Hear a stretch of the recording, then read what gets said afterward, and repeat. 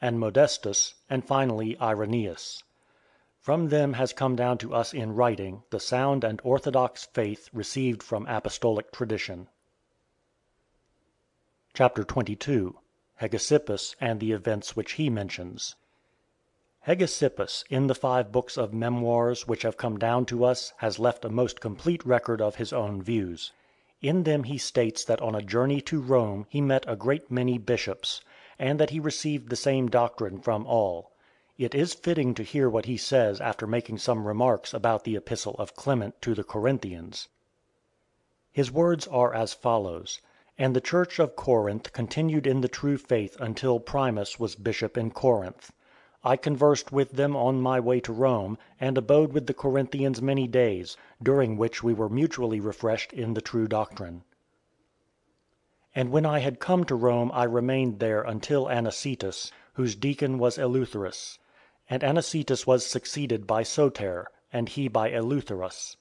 In every succession, and in every city, that is held which is preached by the law and the prophets and the Lord."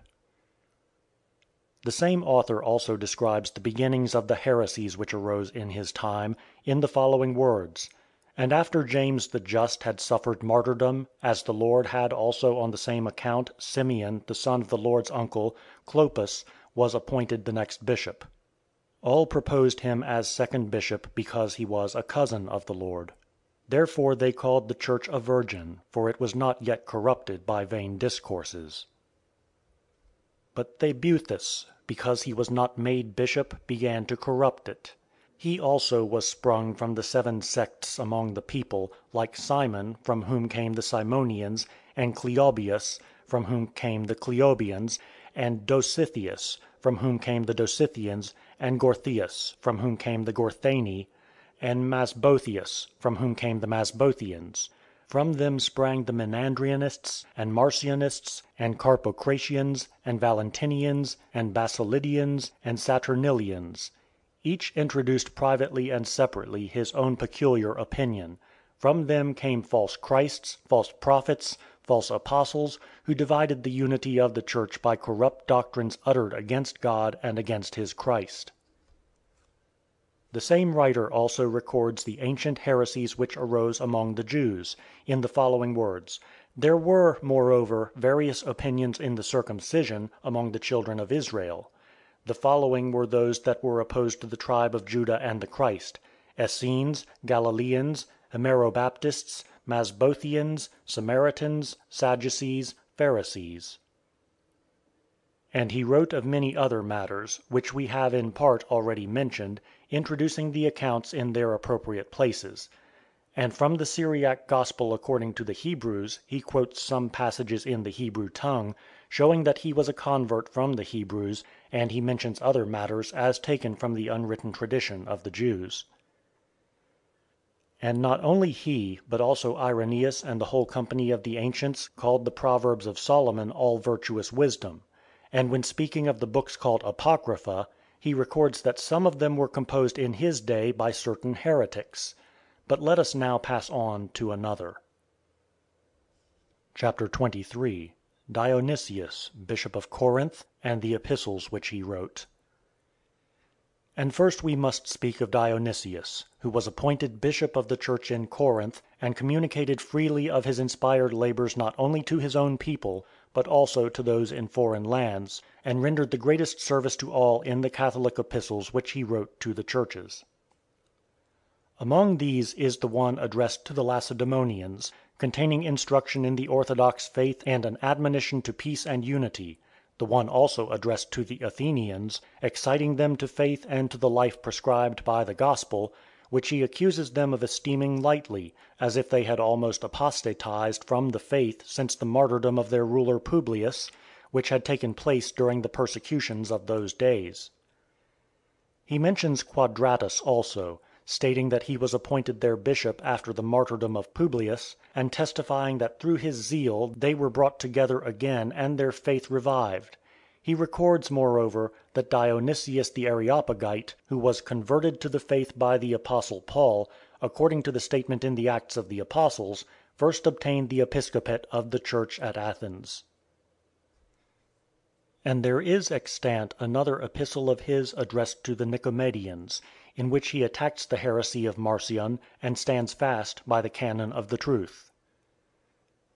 Writing also to the church that is in Gortyna, together with the other parishes in Crete, he commends their bishop Philip, because of the many acts of fortitude which are testified to as performed by the church under him, and he warns them to be on their guard against the aberrations of the heretics. And writing to the church that is in Amastris, together with those in Pontus, he refers to Bacchylides and Elpistus as having urged him to write, and he adds explanations of passages of the divine Scriptures, and mentions their bishop Palmus by name. He gives them much advice also in regard to marriage and chastity, and commands them to receive those who come back again after any fall, whether it be delinquency or heresy. Among these is inserted also another epistle addressed to the Nocians, in which he exhorts Pinatus, bishop of the parish, not to lay upon the brethren a grievous and compulsory burden in regard to chastity, but to have regard to the weakness of the multitude. Pinatus, replying to this epistle, admires and commends Dionysius, but exhorts him in turn to impart sometime more solid food, and to feed the people under him, when he wrote again, with more advanced teaching, that they might not be fed continually on these milky doctrines, and imperceptibly grow old under a training calculated for children. In this epistle also Pinatus' orthodoxy in the faith and his care for the welfare of those placed under him, his learning and his comprehension of divine things, are revealed as in a most perfect image. There is extant also another epistle written by Dionysius to the Romans, and addressed to Soter, who was bishop at that time. We cannot do better than to subjoin some passages from this epistle, in which he commends the practice of the Romans which has been retained down to the persecution in our own days. His words are as follows: For from the beginning it has been your practice to do good to all the brethren in various ways, and to send contributions to many churches in every city; thus relieving the want of the needy, and making provision for the brethren in the mines by the gifts which you have sent from the beginning.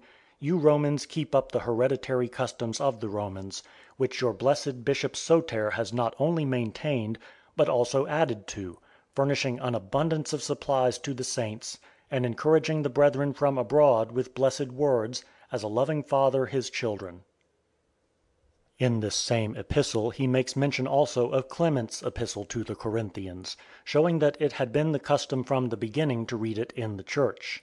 His words are as follows: Today we have passed the Lord's holy day, in which we have read your epistle. From it, whenever we read it, we shall always be able to draw advice, as also from the former epistle, which was written to us through Clement.